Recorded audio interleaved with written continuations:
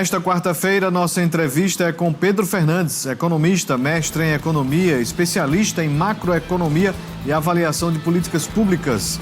Vamos trazer esse panorama nacional hoje aqui para você que nos acompanha. E mais, a gente traz ainda informações da Câmara de Mossoró. O cenário político está no ar.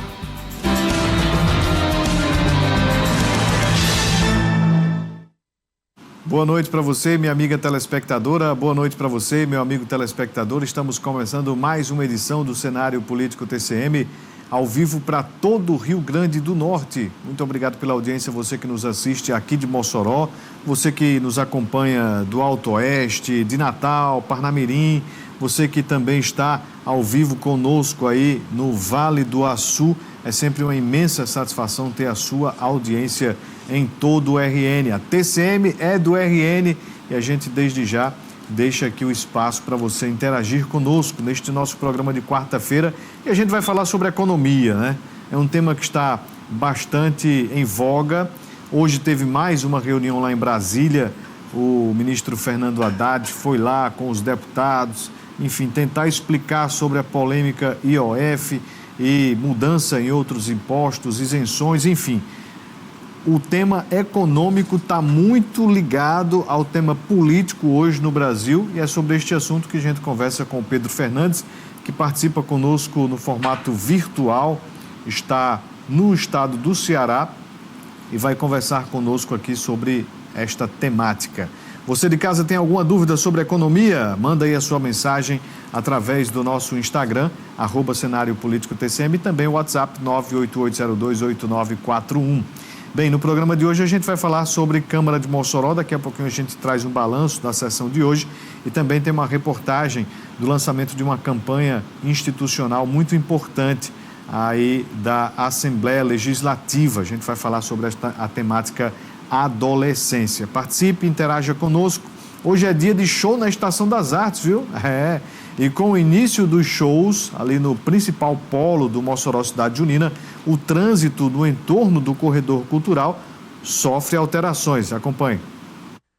As alterações no trânsito realizadas pela Secretaria de Segurança Pública e Mobilidade Urbana acontecem durante os dias de programação do Mossoró Cidade Junina no Polo Estação das Artes. Os bloqueios acontecem a partir das 18 horas em todas as ruas que cruzam a Avenida Rio Branco. São elas: Rua Nísia Floresta, Lopes Trovão, Felipe Camarão, Frei Miguelinho, Augusto Severo com a Juvenal Lamartine, Augusto Severo com Alberto Maranhão, Roderick Grandal com a Alberto Maranhão, Avenida Rio Branco com a Rua Francisco Isódio e um trecho da Rua Nísia Floresta com a Rua Alta de Souza. Todos esses trechos vão estar recebendo a intervenção com a presença do apoiador, com a presença do agente de trânsito, e a gente pede a contribuição de vocês para vocês poderem entender a função desse apoiador, que não vai permitir a sua entrada, o seu acesso, porque é uma área estritamente reservada às pessoas, uma área estritamente reservada à segurança de quem está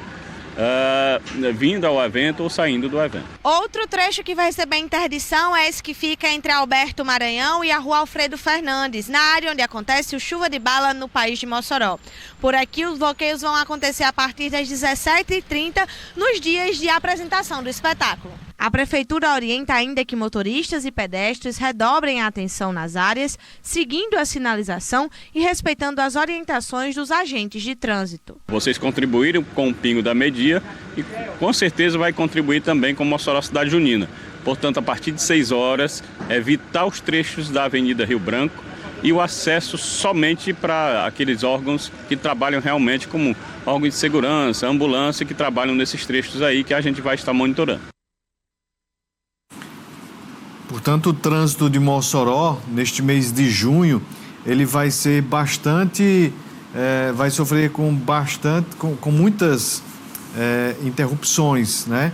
Então, se você vem do lado de cá, vamos traçar aqui uma linha do trem, né? A linha ali da Estação das Artes. Se você está do lado de cá, você deixa o seu carro estacionado deste lado, né? Tem todo o lado de cá para você estacionar nas ruas, né, que dão acesso ao corredor cultural. Se você mora do lado de lá, do lado do Alto de São Manuel, procure deixar o carro por ali também, né? Porque se você for atravessar para tentar estacionar no lado inverso de onde você está, vai ficar mais complicado. Então, esta é uma dica que eu dou para você. E se você precisa fazer essa travessia de um lado para o outro, procure o mais afastado possível. Aqui, no final da Alberto Maranhão, do lado do Vucu Vucu, né? E do outro lado, na outra ponta, né? Depois ali, já da Praça dos Patins, lá no finalzinho. Então, procure sempre esses extremos para você atravessar de um lado para o outro. Porque se você for tentar atravessar Rio Branco, aqui pela João Marcelino, por exemplo, é impossível. Tem muito trânsito. Então, fique bastante atento aí. Baixe o Waze no seu telefone, que o Waze dá caminhos, dá alternativas. Tem a administração também da Prefeitura de Mossoró e tem recomendações sobre esse fluxo aqui por Mossoró. É importante que você fique atento, tá bom? Fica muito movimentado, fica muito tumultuado. Então, vai dirigir nestes horários ou nas proximidades do corredor cultural, vá com muita paciência. O grande problema de quando a gente vai justamente para o trânsito, quando está muito complicado, é você se estressar. Quando você se estressa, meu amigo, aí você já vai ali tentando passar de qualquer jeito, de qualquer forma. Então, é importante que você tenha bastante calma. Quando a gente diz assim, é importante que você fique atento a tudo isto, é porque muitas pessoas estão desavisadas ainda, mesmo que a gente fale aqui, que a gente oriente, muitas pessoas ainda vão se direcionando ali para o entorno do corredor cultural e se deparam com os bloqueios. Então, quando tem esses bloqueios, você está desavisado, é pior ainda. Então, informe a sua família, seu filho, seus parentes, que vêm até de outros municípios, tá bom? Para a gente iniciar aqui o nosso cenário político de hoje, eu mando um abraço aqui para o seu Toninho Alves. Um abraço, Toninho Alves, do Santa Delmira. Encontrei com ele hoje lá na padaria. Ele disse que assiste a gente todas as noites. Um abraço, meu amigo. Obrigado pela audiência, tá bom? Bem, vamos iniciar aqui a nossa conversa com o economista Pedro Fernandes. Não é o ex-reitor da UERN, né? Pedro Fernandes já é conhecido também aqui do nosso programa, esteve algumas vezes e retorna, né, para essa nossa participação e interação. Pedro, seja bem-vindo aqui ao nosso cenário político TCM. E hoje o assunto mais falado no Brasil é impostos, ainda mais depois da proposta de aumento do IOF. Ao que parece, o governo perdeu o controle, é isso mesmo, Pedro? Boa noite. Boa noite, obrigado. Sim, na verdade, a política fiscal do governo, ela só tem o lado de aumentar a arrecadação, né? Não existe nenhuma tentativa, né, nenhum ensaio de verificar como cortar os gastos, como preservar o que funciona, como rever gastos. É simplesmente aumentar gastos, né? Desde de janeiro de 2023 até agora já foram 24 medidas tomadas pelo Ministério da Fazenda para elevar a arrecadação. Isso significa mais impostos. Mas não só isso, né? Os impostos que o governo vem subindo, as taxas que ele vem criando, elas também têm um efeito de causar distorções na economia. E isso é que é o mais grave, porque isso prejudica a nossa capacidade de crescer no longo prazo. Quando a gente fala destas ações de arrecadação, e o governo está gastando mais, o governo está gastando mais em quê? Só para a gente entender, Pedro. O governo, quando mudou do governo Bolsonaro para o governo Lula, né, no governo Bolsonaro tinha um dispositivo chamado Teto dos Gastos, que limitava o crescimento dos gastos do governo federal à inflação do ano anterior.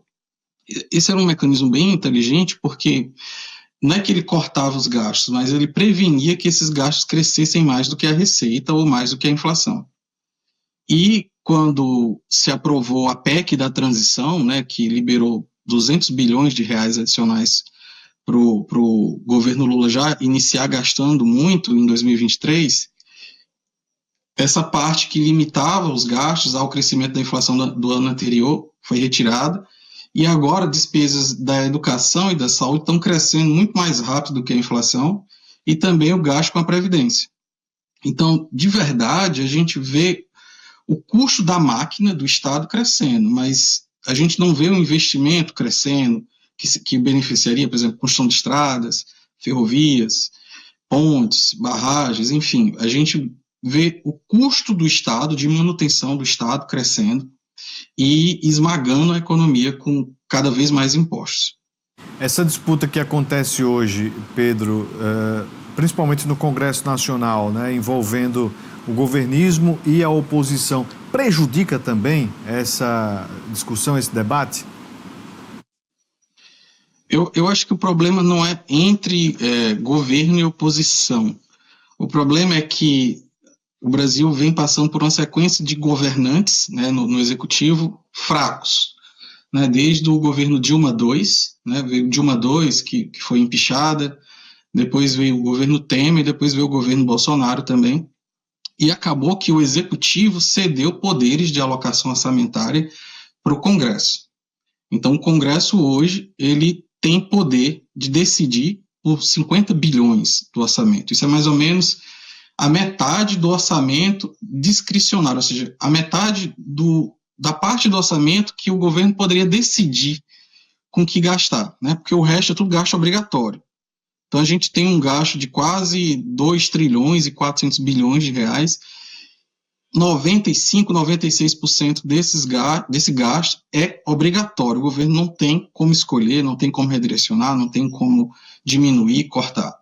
E metade do que ele pode escolher, que ele pode fazer política, já está na mão do Congresso, né? E o Congresso não quer diminuir o seu poder. Ninguém quer diminuir o seu poder, né?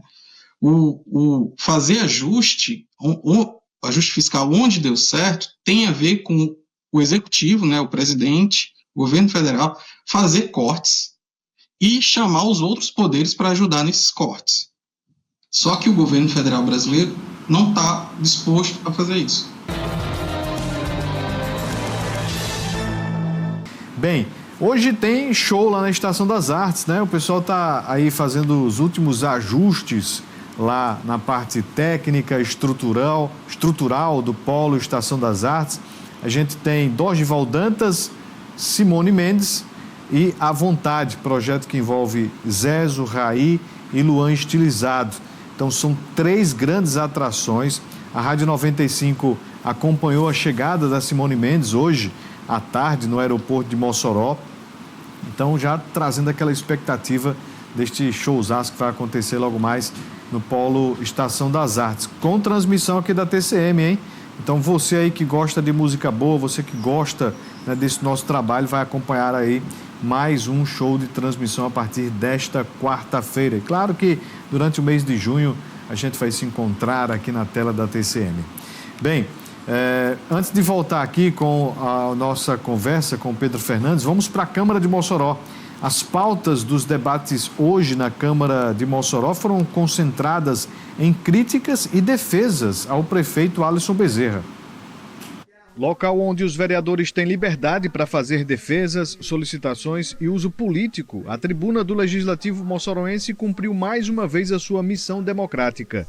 No pequeno expediente de 5 minutos ou no grande expediente de 10 minutos, com direito a apartes dos demais edis, em meio aos temas abordados, gerou mais apontamentos. A vereadora Marlene Cunha argumentou sobre Alisson Bezerra não ser governador. Prefeito que burla a lei quando quer, que não tem um mínimo de responsabilidade social, humanidade, que tira 13 milhões de reais da assistência social, de ações no orçamento, voltadas a idosos, a crianças, adolescentes em vulnerabilidade social, ao povo pobre, que tira 1,5 milhão de reais da saúde mental.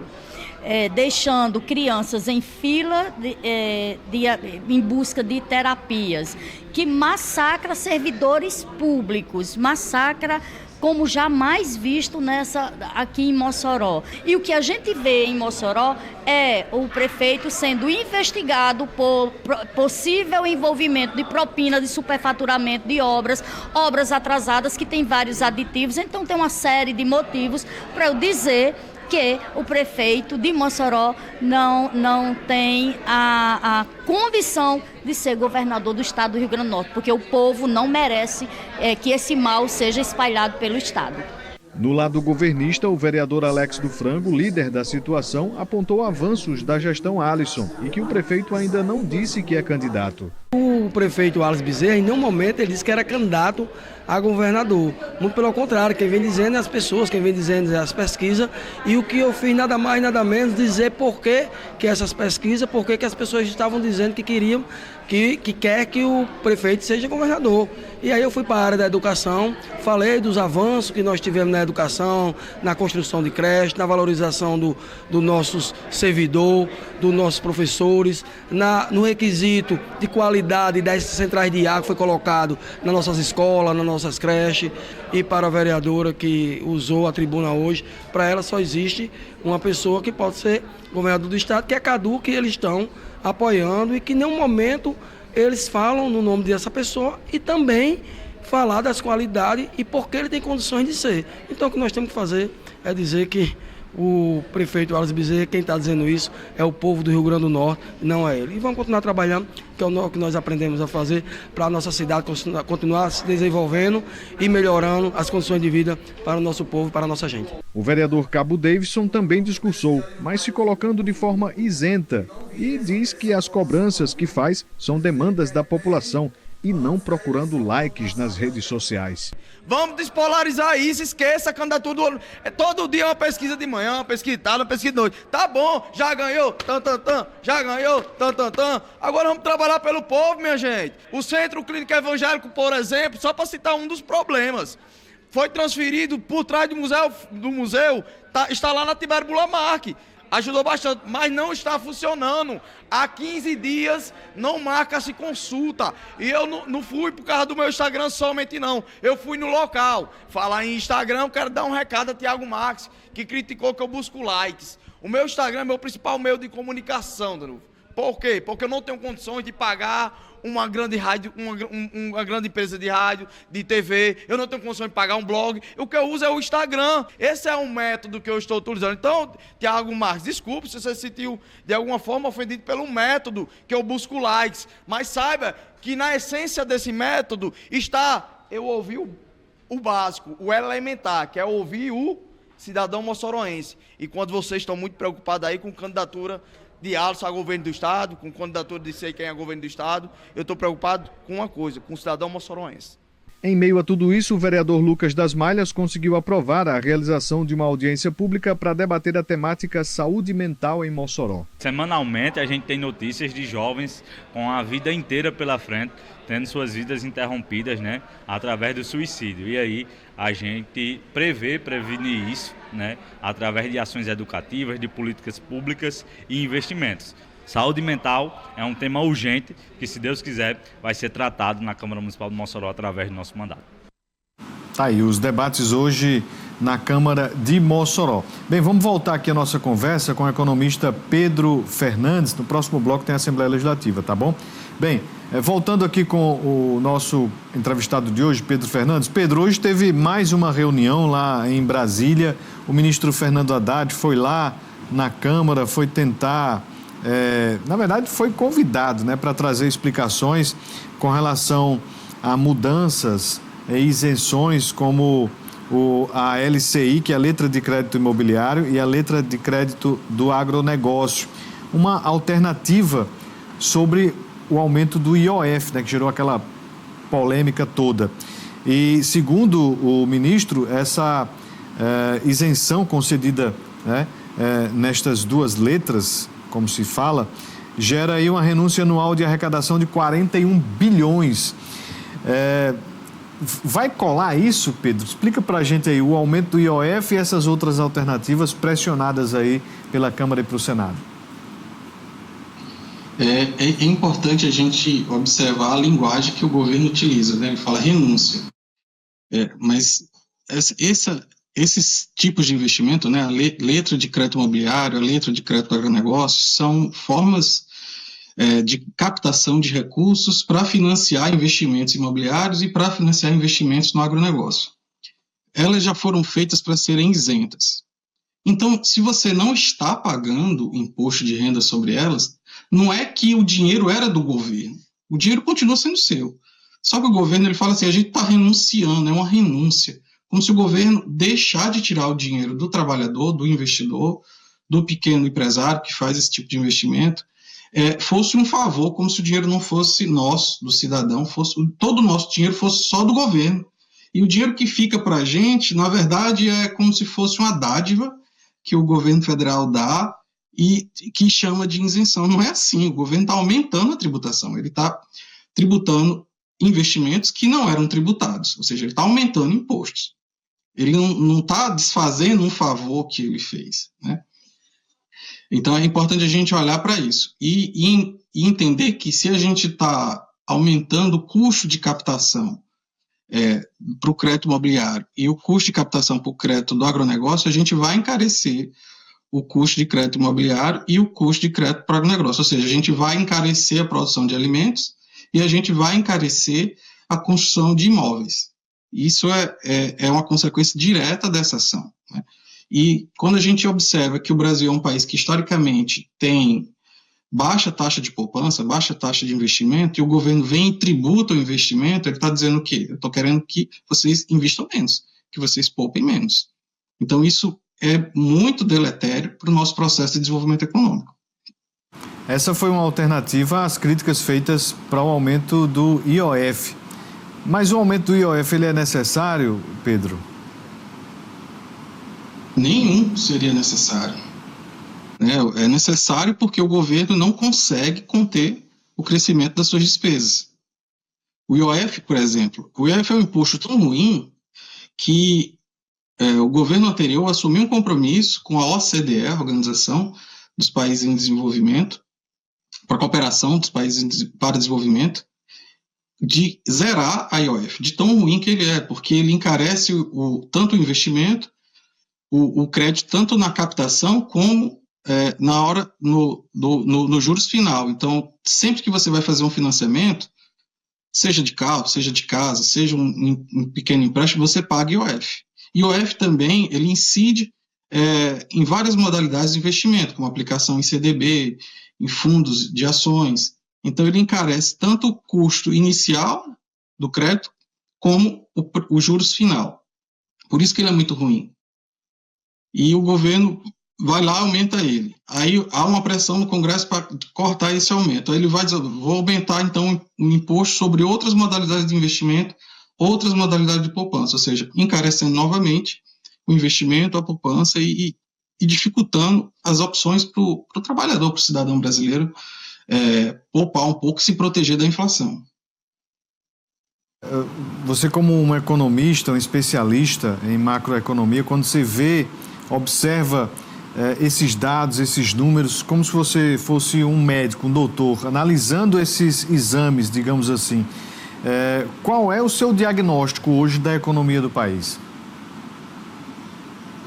O diagnóstico que a gente tem hoje é que o governo federal ele não vai fazer ajuste nenhum, ele não vai cortar despesas, ele vai tentar manter esse impulso fiscal, ou seja, esse gasto público alto para aquecer a economia, com objetivo eleitoral, ou seja, ele não quer que a nossa taxa de crescimento caia, isso é normal, todo governo quer isso. Então ele não quer enfrentar o custo político que seria cortar despesas agora.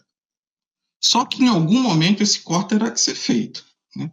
A depender de como a nossa economia vai progredindo até 2026, pode ser que o governo consiga adiar esse custo, pode ser que ele consiga manter a economia funcionando até ganhar as eleições. Mas em 2027, com certeza, independentemente de quem seja o presidente, vai ter que ter um ajuste muito forte, né? E aí o meu receio é que a gente tem um cenário muito parecido com o que a gente teve em 2014, né?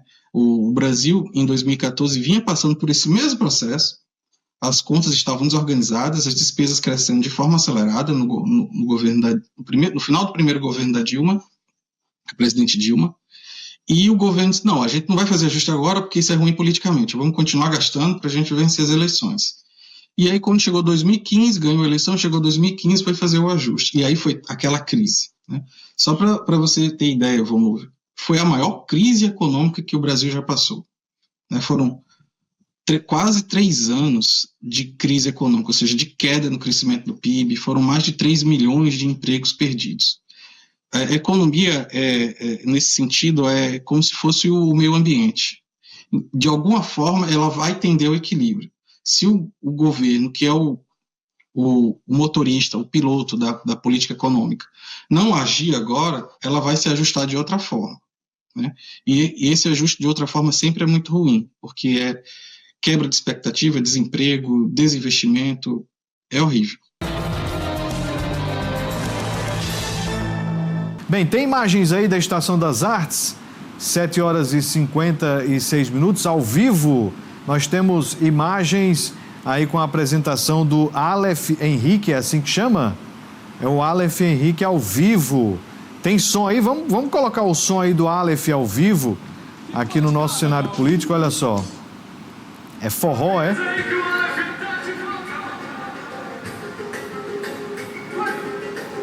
É, meu amigo, é o forrozinho, ó. Chegou em mim, vamos fazer um bolado, me leva pro teu carro, vou te mostrar o que eu faço. Do nada ela veio com a pergunta absurda, mas que loucura é essa, eu não faço essa.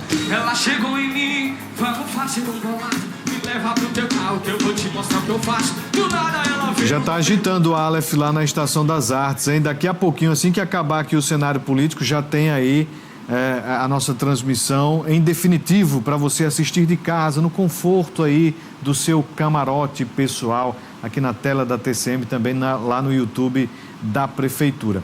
Bem, vamos falar de Assembleia Legislativa, vamos trazer informação sobre uma importante campanha que foi lançada, Adolescência, uma das fases mais desafiadoras da vida. A frase foi reafirmada por especialistas, legisladores e por todos que participaram do lançamento da nova campanha institucional 2025. Adolescência, acompanhe, compreenda e acolha, nessa terça-feira, na Assembleia Legislativa do Rio Grande do Norte. A iniciativa é do presidente Ezequiel Ferreira. Acompanhe a reportagem de Carol Ribeiro, da TV Assembleia. A audiência pública marca o lançamento da campanha institucional anual da Assembleia Legislativa. Com o tema Adolescência, Acompanhe, Compreenda, Acolha, a Casa reuniu no Auditório Cortês Pereira representantes de poderes e órgãos públicos, especialistas e educadores para debater temas sensíveis dessa fase do desenvolvimento humano. A iniciativa é do presidente Ezequiel Ferreira. Vivemos um momento e uma geração absolutamente digital. A gente diz que quem educa somos nós, os pais. Ainda viemos do tempo analógico e nós precisamos enfrentar o que nós estamos assistindo, infelizmente, que são os crimes que acontecem pela internet. Nós precisamos, de uma vez por todas, discutir esse assunto e mostrar à adolescência que nós estamos próximos a eles, nós estamos prontos para acolhê-los, nós estamos prontos para auxiliá-los, nós estamos prontos para ajudá-los. Essa fase sempre foi de transformações, mas agora o impacto digital traz particularidades à adolescência, ainda mais com o choque entre geração analógica e digital. A adolescência sempre foi um momento de vulnerabilidade, mas hoje a gente está vivendo um momento ainda mais desafiador. Uma adolescência que é do mundo digital, uma adolescência que atravessou uma pandemia e uma adolescência que vem gritando com dados, de adoecimento mental, ansiedade, depressão, autolesão, suicídio, os vícios digitais, vício em pornografia, vício em redes sociais, vício em apostas, vício em jogos. Então a gente está diante de um cenário que é muito específico e de pais analógicos educando uma primeira geração completamente digital. Então o abismo geracional que sempre existiu, hoje ele está ainda maior. A adolescência realmente, como você falou, nem é criança, nem é adulto e vive nesse limbo aí de transformações cerebrais. Tem transformações emocionais muito intensas nesse cérebro acontecendo. São partes do cérebro que ainda não estão desenvolvidas e que isso demora um certo tempo para acontecer. Então tem muitas particularidades emocionais, tem muitas angústias envolvidas. O deputado Hermano Moraes, presidente da Frente Parlamentar Estadual dos Direitos da Criança e do Adolescente, chama a atenção para a importância do diálogo. Esse foco dessa discussão na adolescência e na relação familiar é muito importante para chamar a atenção de todos nós, filhos e pais, onde é que nós estamos pecando, o que é que nós podemos melhorar, porque é fundamental que nós tenhamos essa base consolidada para enfrentar essas mudanças. O promotor de justiça, Sacha Alves, reconhece a necessidade de integração entre poderes para trabalhar políticas públicas em torno da adolescência. É muito importante que essa etapa da nossa vida seja discutida no âmbito das políticas públicas. Como o Estado pode apoiar os adolescentes, apoiar os seus pais, apoiar as famílias para que eles possam transitar por essa fase, né, com o maior preparo possível, com o maior diálogo possível, com o maior apoio possível sempre que necessário. Há cerca de 10 anos, a Assembleia Legislativa elabora campanhas institucionais com temas sensíveis à sociedade.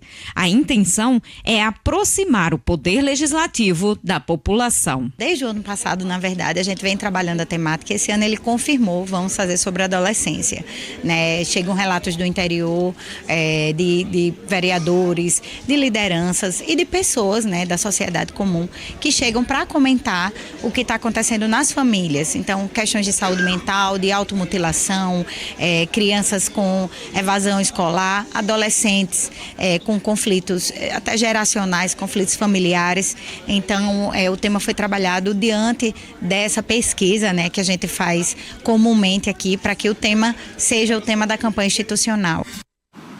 Uma campanha muito necessária. A gente vai voltar a falar sobre este assunto em breve aqui no cenário político. Bem, vamos voltar aqui a nossa conversa com Pedro Fernandes, economista. Pedro, a gente tem percebido também os índices inflacionários, né, cada vez mais elevados, e a gente está sentindo isso quando vai no supermercado, quando a gente vai fazer alguma compra, algum serviço. Isso é um reflexo direto, assim, para a vida de todos nós. Essas outras buscas aí do governo federal, enfim, tem algum objetivo também para diminuir a inflação no bolso do consumidor ou não tem essa ligação? Uma coisa que o governo poderia fazer para tentar conter o crescimento da inflação seria cortar gastos. Na hora que ele só busca fonte de financiamento via aumento de arrecadação, ele está querendo simplesmente manter o seu próprio nível de gastos. E aí deixa o trabalho de conter a inflação só com o Banco Central. E aí o Banco Central tem que aumentar a taxa de juros mais do que ele precisaria caso o governo optasse por cortar gastos também. Então, a inflação é uma das consequências desse desequilíbrio financeiro, fiscal do governo federal. Se pode dizer que essa desigualdade econômica do povo brasileiro, ela pode aumentar, né? Tendo em vista esse desajuste. Sim, porque a inflação ela pune principalmente os mais pobres. As pessoas mais ricas, que têm mais renda, elas fazem investimentos atrelados à inflação, elas compram dólar, investem em títulos da dívida americana, ou mesmo em títulos da dívida brasileira que são atrelados à inflação. Então, se a inflação aumentar, eles vão ganhar mais com isso. Já o mais pobre, que consome 95%, 100% de sua renda, ele tem escapatória. A cada mês que ele recebe o dinheiro dele, ele vai no supermercado fazer suas compras e percebe as coisas aumentando. Ou seja, o dinheiro dele vai se tornando cada vez menos valioso, vai se perdendo poder de compra. Então, de fato, a inflação ela aumenta a desigualdade porque ela pune principalmente os mais pobres. Existe algum impacto nessa questão que envolve, por exemplo, os Estados Unidos? Essa questão internacional tem interferido nessa dinâmica econômica do Brasil, Pedro? Sim, recentemente, foi muito bom você ter perguntado isso, essa questão tem ajudado o Brasil, né? O dólar estava muito forte, e aí o Trump iniciou essa guerra comercial com a China, com a Europa, com o México, e isso alimentou muito a incerteza e enfraqueceu o dólar. E ao enfraquecer o dólar, isso beneficiou a gente, porque boa parte dos nossos produtos são impactados pelo dólar, né? Gasolina, diesel, alimentos em geral, trigo, e mesmo os alimentos que a gente produz aqui são precificados no mercado internacional a dólar. Então, como o dólar enfraqueceu lá, beneficiou os preços de alimento aqui. Por isso que a gente percebeu que no último mês o IPCA deu uma queda, principalmente puxado pelo preço dos alimentos. Então, A política econômica que o Trump está fazendo lá até agora tem beneficiado o controle da inflação aqui no Brasil. A gente poderia estar numa situação ainda melhor se o governo federal fizesse o dever de casa, que era simplesmente cortar gastos, não precisava cortar muito, mas cortar de maneira crível e anunciar um plano, né, para ir mantendo esses gastos sob controle. Deixar claro aqui, quando você fala em cortar gastos, seria onde, na sua perspectiva? Você tem vários pontos. Por exemplo, este ano o governo federal aprovou, junto ao Congresso, o reajuste do funcionalismo público federal. Um reajuste bem acima da inflação, que vai custar anualmente 73 bilhões a mais de gasto. Então, se o governo tivesse dado lá um reajuste que recompôsse, que fizesse a recomposição da inflação, o funcionalismo público, mas que não fosse muito acima da inflação, já daria para a gente economizar uns 30 bilhões aí. Então, dá para a gente fazer um ajuste em diferentes áreas, não precisa ser muito, mas precisa que o mercado, as pessoas acreditem que o governo tem um compromisso de conter a expansão de gastos, porque isso está impactando no equilíbrio da dívida pública, né? Hoje, a dívida pública está numa situação que os economistas chamam de trajetória explosiva. Pedro, o que significa isso? Significa que não há controle, né? Quando a gente projeta a dívida pública brasileira para frente, a gente não vê ela chegando num nível de estabilização, a gente só vê ela embicando para cima. E aí isso causa uma série de problemas, inflação é um deles, aumento da taxa de juros é outro, porque aumenta a incerteza, aumenta a instabilidade macroeconômica, enfim. A gente precisa de um plano de controle de gastos. Pedro, mais um questionamento antes de eu trazer aqui algumas participações, rapidinho. Na sua avaliação, você vê que, por exemplo, essa possibilidade de reeleição, o fim da reeleição está sendo discutida lá no Congresso, essa campanha sempre de forma repetida e sendo trabalhada a longo prazo, isso atrapalha a economia também, essa interferência política? Eu duvido um pouco que o fim da reeleição vai nos trazer algum benefício. Se a gente olha para os países desenvolvidos, né, a gente percebe que todos eles têm reeleição. O que a gente não tem aqui no Brasil são instituições que realmente controlam o governo, né? Instituições que colocam lá uma régua e dizem, olha, daqui você não pode passar, né? E simplesmente acabar a reeleição, eu não vejo uma ligação direta, né? Agora, de fato, quando a gente olha políticas de ajuste fiscal, vê a literatura econômica sobre isso, a gente percebe que, em geral, ajuste fiscal, ou seja, a gente tentar equilibrar as contas, cortar gastos, é impopular politicamente, né? Pode gerar perda de votos. E daí esse receio de qualquer político, aí tanto faz ser de esquerda, de direita, fazer isso. Mas, em algum momento, alguém vai ter que fazer, né? E uma coisa que a gente viu de diferente, né, nesse terceiro mandato do presidente Lula é que o primeiro ano geralmente é o ano de ajuste, né, de cortar as coisas e tentar fazer investimentos mais para frente. Só que esse foi o ano de explodir os gastos. E agora, perto das eleições, ninguém quer fazer corte, quer continuar mantendo esse alto nível de gastos. Olha, agradeço aqui ao Arthur Leite, mandando mensagem aqui, dizendo que o programa é muito importante, fala sobre política partidária, econômica, saúde e educação. Obrigado, Arthur Leite. Quem também está aqui sempre conosco é o Janilson, mandando mensagem. Meu amigo Luiz Aires também registrando aqui a audiência. Não há mais tempo para nada. Pedro Fernandes, muito obrigado. Seja sempre bem-vindo aqui ao cenário político. Eu que agradeço. Obrigado, até a próxima. A gente se fala aqui. E essa disponibilidade muito importante, né, para a gente trazer esses esclarecimentos. A você de casa, a gente agradece a audiência, mas não sai daí, viu? Está chegando a nossa transmissão do Mossoró Cidade Junina, lá direto da Estação das Artes, hoje com Penélope, né? A Penélope hoje no comando aqui da transmissão, junto com a nossa repórter Tiffany Alves. Um abraço, até amanhã.